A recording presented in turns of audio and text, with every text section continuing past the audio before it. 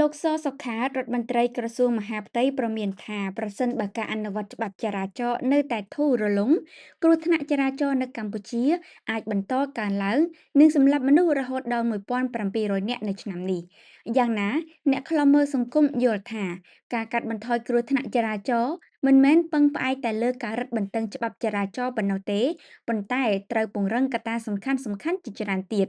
ក្នុងរយៈពេល6ខែដំបូងនៃឆ្នាំ2026 គ្រោះថ្នាក់ចរាចរណ៍នៅកម្ពុជាបានកើតឡើងចំនួន1279លើកគ្រោះថ្នាក់ទាំងនេះបានបណ្ដាលឲ្យមនុស្ស773នាក់ស្លាប់និងជិត2000នាក់រងរបួសបើប្រៀបធៀបទៅនឹងរយៈពេលដូចគ្នាកាលពីឆ្នាំ2025ចំនួនអ្នកស្លាប់បានកើនឡើង79នាក់ខណៈអ្នករងរបួសកើនឡើងជាង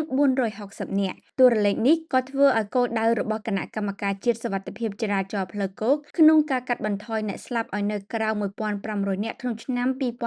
2026ប្រឈមនឹងការបរាជ័យផងដែរលោកសសុខាថ្លែងថាប្រសិនបើមិនមានវិធានការបន្ថែមទេចំនួនអ្នកស្លាប់អាចកើនឡើងដល់1600នាក់ទៅ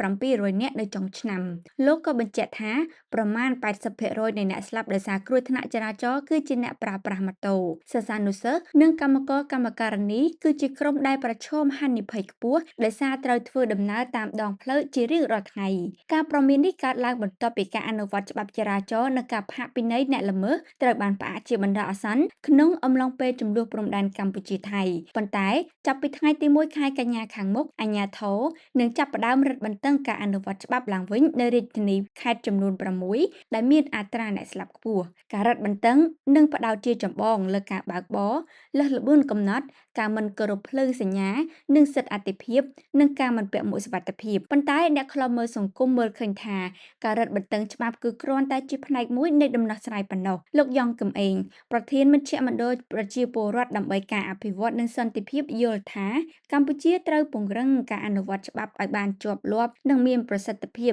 ជាពិសេសការបើកបរក្រោមឥទ្ធិពលគ្រឿងស្រវឹងលោកក៏លើកឡើងពីតម្រូវការឲ្យមានច្បាប់ស្ដីពីការត្រួតពិនិត្យជាតិអាល់កុលក្នុងខ្លួនអ្នកបើកបរចំណែកឯអ្នកស្រាវជ្រាវសង្គមលោកមាសនេះយល់ថាការអនុវត្តច្បាប់ចរាចរណ៍មិនគួរត្រូវបានបន្ធូរបន្ថយដោយសារវិបត្តិឬបញ្ហាណាមួយឡើយបញ្ហាមួយទៀតដែលលោកមាសនេះលើកឡើងគឺការអនុវត្តច្បាប់ត្រូវតែមានតម្លាភាពនិងស្មើភាពលោកបន្ថែមថាប្រសិនបើពលរដ្ឋមើលឃើញថាអ្នកមានអំណាចឬអ្នកមានលុយអាចរួចផុតពីការអនុវត្តច្បាប់នោះទំនុកចិត្តរបស់ពលរដ្ឋលើច្បាប់ក៏ធ្លាក់ចុះ